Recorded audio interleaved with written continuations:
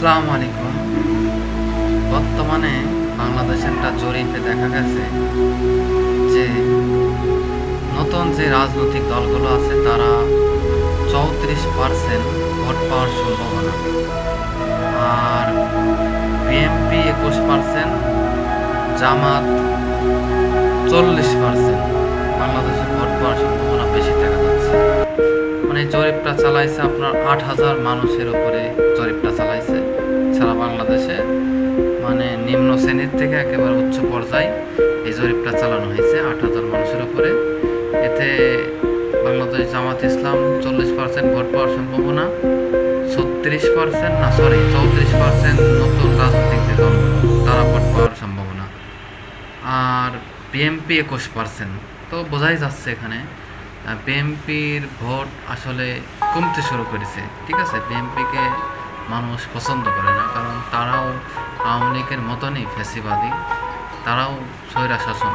কারণ প্রত্যেকটা দিন গণমাধ্যমে দেখা যাচ্ছে যে তাদের নেতাকর্মীরা কোনো না কোনো কাজে, অনৈতিক কাজে তারা লিপ্ত আছে। তারা দখলবাজি, চাঁদাবাজি এবং মানুষের কাছে ডাকাতি, সব কিছুতেই তারা মানে আগায় আছে।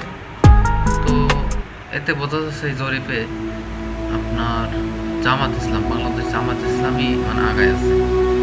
তো আমরা সবাইকে আহ্বান করবো বাংলাদেশ জামাত ইসলামের প্রতি, আসুন আমরা সবাই একসাথে জামাত ইসলাম এবং ইসলামী দলগুলো ইতিমধ্যে সবাই একত্রিত হয়েছে, জামাতের সাথে সবাই একত্রিত হয়েছে, সবাই সব দলের থেকে ঘোষণা দিচ্ছে। ইসলামী যত প্রায় 6টা ইসলামী আরও মানে জামাত বাদে ইসলামী আরও 6টা থেকে 7টা দল আছে, তারা আজ বাংলাদেশ জামাত ইসলামের সাথে এক হয়ে গেছে।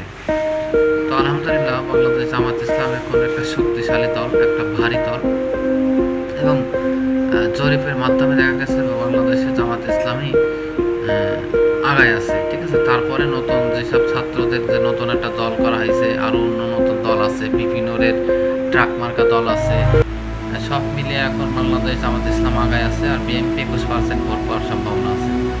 তো বুঝতে পারছেন আসলে জামাত ইসলামের ভবিষ্যৎ আলহামদুলিল্লাহ খুবই ভালো। আসুন আমরা জামাতের সঙ্গে কাজ করি, সুন্দর একটা দেশ গড়ি এবং স্বৈরা শাসন ফ্যাসিবাদী যেই করবে তাদেরকে মোকাবেলা করি। সবাই ভালো থাকবেন, সুস্থ থাকবেন, আল্লাহ হাফিজ।